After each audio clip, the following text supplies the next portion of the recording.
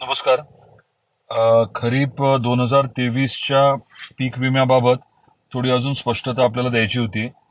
आपल्याला कल्पना आहे की 2023 मध्ये जो अवकाळी पाऊस झाला, काही प्रमाणात अतिवृष्टी झाली, त्यांनी नुकसान झालं होतं.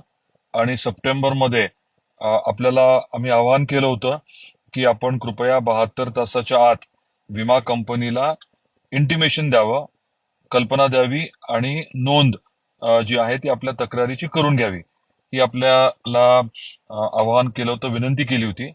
आणि जवळजवळ 1,92,000 शेतकऱ्यांनी या अनुषंगाने तक्रार जी आहे ती नोंदवलेली आहे. मला हे देखील आपल्याला सांगायचंय की 5 लाखापेक्षा जास्त शेतकऱ्यांनी पीक विम्याचा हप्ता भरला होता. आणि या शेतकऱ्यांना अग्रिमचे 25% म्हणजे साधारण 200